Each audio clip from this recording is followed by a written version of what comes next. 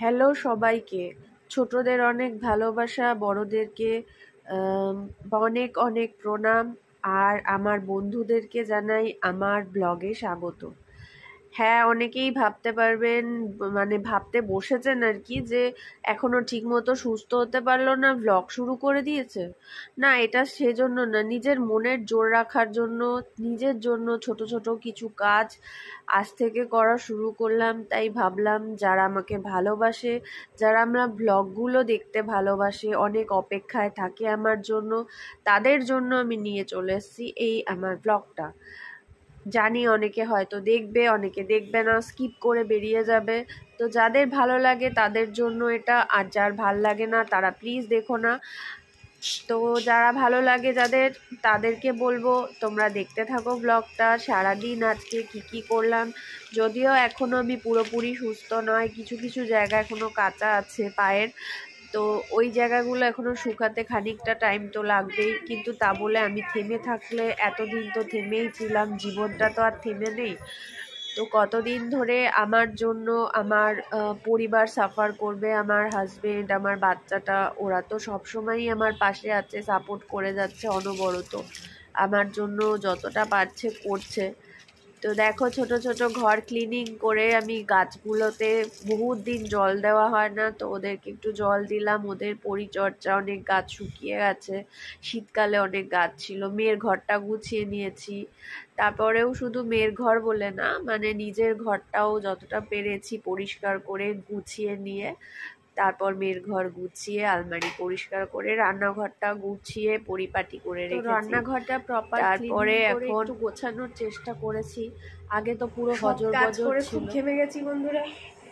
এবার একটু গেঞ্জিটা চেঞ্জ করে নেবো, আর পায়ের একটু ড্রেসিং করতে হবে, যেহেতু এখনো তো পুরোপুরি ঠিক মতন সারেনি। এই যে পায়ের অবস্থা আমার এখনো, মানে খুবই অল্প যদিও, তবুও এই জায়গাটা রয়েছে, তারপরে এই যে জায়গাটা রয়েছে এখনো, দেখতে পাচ্ছেন কিনা জানি না, এই যে উপরে এই জায়গাটা দেখা যাচ্ছে কিনা জানি না, এই যে এই জায়গাটা বাচ্চা।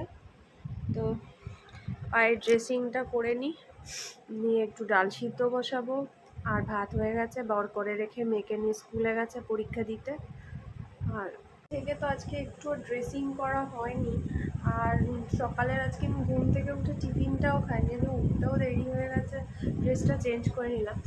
তো ভাবছি এখন ড্রেসিংটা আগে না করে একটু ডাল সিদ্ধ বসিয়ে দিই আগে, তারপরে সবজিওয়ালা আসলে একটু আলু নিতে হবে, মানে জানলা দিয়ে বলবো, ওরা জানলা দিয়েই দেবে সবজিওয়ালা। আলু নিয়ে একটুখানি আলু ভাজা করব, আর একটু ডিমের অমলেট করব। আস্তে আস্তে তো নিজের ব্যাক টু নর্মাল লাইফে ফিরতে হবে, কতদিন আর এই মানে অসুস্থতার জন্য শুয়ে শুয়ে থাকবো, আর কতই হোম ডেলিভারি খাওয়া যায় বলুন তো, কতদিন ধরে বসে বসে। আর এই হোটেলের খাবার একেবারে অকেজো ছিলাম তখন, তো ওইভাবেই চলতো, কিন্তু এখন তো আমার নিজের থেকে কিছু করা উচিত। যতটুকু পারছি করছি, কিন্তু বেশিরভাগটাই আমার হাজব্যান্ড করছে, হেল্প করছে। যেমন ভাতটা করে দিয়ে গেছে, মেয়েটাকে নিয়ে স্কুলে গেছে, তারপরে হয়তো এসে আমাকে বলেছে যে তোমার করার দরকার নেই আগুন ঝালে যাওয়ার, তুমি বরঞ্চ একটা কাজ করো, তুমি বসে বসে মানে চপিং বোর্ডে আলুগুলো কেটে রেখো, আমি ভাজা করব বা আমি ডাল করব, সবই করব। কিন্তু আমার আর ইচ্ছা করে না যে ও করুক, একটা ছেলে সে বাইরে খাটবে আবার ঘরে এসে করবে, মানে ওরও প্রচণ্ড প্রেশার পড়ে যাচ্ছে না। তো সেই জন্য মোটামুটি গুছিয়ে নিয়েছি ঘরটা। এবার গোছানোর পরে রান্নাঘরও গোছানো। আজকে ডিমের অমলেট করবো ভাবছি ডালের সাথে, ডাল তো আছেই, কালকে 2 পিস মাংসও আছে। ফলগুলো কাটা পড়ে আছে, খাওয়া হয় না, ভালোই লাগে না খেতে, খাবো কি। ডাল চাপিয়ে দিয়েছি, ডাল সিদ্ধ হচ্ছে, পেঁয়াজ কুচিয়ে নেবো, আর পাতলা ডিম ভাজা, আর আলু আনতে দিয়েছি, সবজিওয়ালার কাছে দিয়েছি, পয়সা আনছে, সবজিওয়ালা দিয়ে যাবে। আর গরমে এই মেনু, মানে ডাল, ডিম ভাজা, মানে ডিমের অমলেট, ডাল আর আলু ভাজা করছি, কারণ এখনো তো সেইভাবে সুস্থ হয়নি, যার জন্য বেশি রান্না তো করতে পারছি না, 1 পদের 2 পদের, ঠিক আছে। আর গরমেতে বেশি খেতেও ইচ্ছা করছে না। এমনি দে, আমি যে সবজি দাদা, ছোট্টু দাদা আমার বাড়িতে বয়ে দিয়ে গেল। এখানে পেঁয়াজ কুচানো হয়ে গেল, লঙ্কা, রসুন, আর ডাল প্রায় সিদ্ধ হয়ে গেছে। ডালটাকে সাম্বর দেবো, এদিকে ডিমের অমলেট করবো, এদিকে আলু চলে এসছে, আলু ভাজা করবো। মাম্মা পরীক্ষা দিয়ে চলে এলো। মামুনি পরে নেবে বলেছে, কম্পিউটার পরীক্ষা। দেখ তো ঘরটা ঠিকঠাক গুছিয়েছি কিনা, ভালো লাগছে?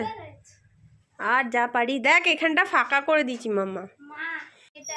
বাবা ঘেমে নে মেয়েকে নিয়ে আসলো রোদ্দুর থেকে স্কুলে, মেয়ে গোটা বেরিয়ে গেছে।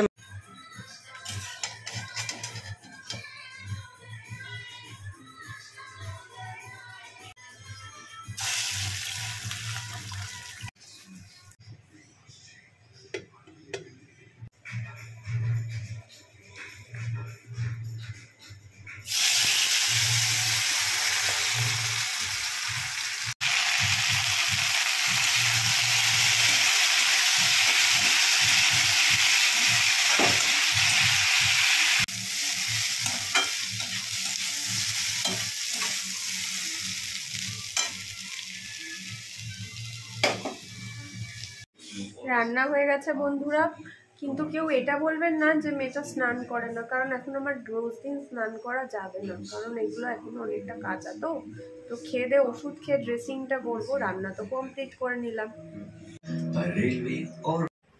যেরকম দেখতে পাচ্ছেন বলেছিলাম।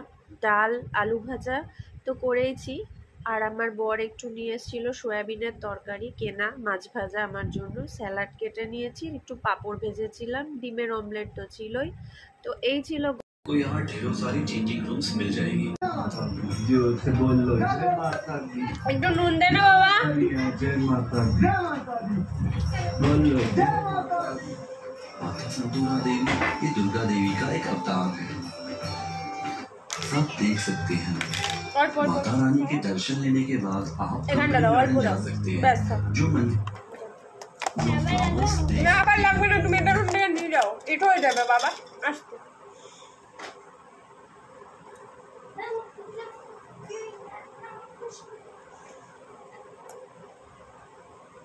তোমার পেঁপে ভাতেটাও তো খেয়ে উঠে মাখতে হবে।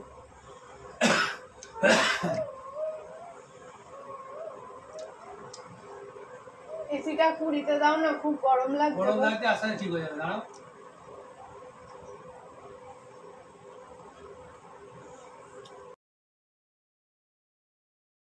এরপর আমি খেয়ে উঠে একে একে আমার ওষুধগুলো খেতে লাগলাম, অ্যান্টিবায়োটিক্স যেগুলো শুকানোর জন্য ডাক্তারে দিয়েছে। তার সাথে হলুদ রঙের এটা ব্যথার ওষুধ, আর তার সাথে একটা করে গ্যাসের ট্যাবলেট খেতে হয়। তো সব কিছু ওষুধপত্র খাওয়ার পরে শুরু করলাম আমি আমার জন্য ড্রেসিং। তো ড্রেসিংয়ের জন্য প্রথমেই যেটা আমি করছিলাম সেটা হলো গজ ব্যান্ডেজ, যেগুলো হয় না বেঙ্গল কেমিক্যালের গজ। তো এখনও সেটাই চলছে, কারণ এখনও একটু একটু কাঁচা আছে বললাম আপনাদের। তো ওই বেঙ্গল কেমিক্যালের গজগুলো প্রথমে ভালো করে কেটে নিতে হয়, পিস পিস করে, ছোট ছোট করে, মানে যেভাবে আমি দেখেছি আমাকে ড্রেসিং করাতো কাকিমা। তো কাকিমা পুরো 1.5 মাস ড্রেসিং করিয়েছে, বাড়ি এসে আমাকে ড্রেসিং করেই দিয়ে যেত। তারপর 1.5 মাস হয়ে যাওয়ার পর থেকে নিজেই এখন করি নিজের ড্রেসিংটা। তো এখন ওই স্লাইন জল দিয়ে আর বেঙ্গল কেমিক্যালের যে গজ থাকে ওইটা দিয়েই ভালো করে ড্রেসিং করে, তারপরে ওর ওপরে যে মলমটা দিয়েছে সেই মলমগুলো মানে লাগাই, মানে ডাক্তার যে মলমটা সাজেস্ট করেছিল ওটাই লাগাই। তো আরেকটা দিয়েছিল যেটা দাগ রিমুভ হওয়ার জন্য, সেটাও লাগাচ্ছি। আর যে দাগগুলো অনেকটা করে হয়ে রয়েছে এখন, ওগুলো জানি না কতদিনে মিলাবে, হয়তো পুরোটা মিলাবে কি মিলাবে না জানি না। তাও মানে ওই মলমগুলো লাগানোর চেষ্টা করেই যাচ্ছি যাতে তাড়াতাড়ি কমে যায়। ড্রেসিং করে ভাত খাওয়ার পরে তারপর ড্রেসিং করলাম, করে এখন শুয়ে পড়েছি। আজকের ব্লগটা এই অবধি থাক বন্ধুরা, আবার নেক্সট ব্লগ নিয়ে আসবো অন্য কোনো সময়। যদি ভালো লাগে একটি লাইক করবেন, ভিডিওটা কমেন্ট করবেন, আর শেয়ার করতে ভুলবেন না। এই অসুস্থ অবস্থায় ভিডিওগুলো করছি, আপনাদেরই জন্য, যারা আমার ভিডিওগুলো দেখেন, আমাকে ভালোবাসেন, তাদের জন্য।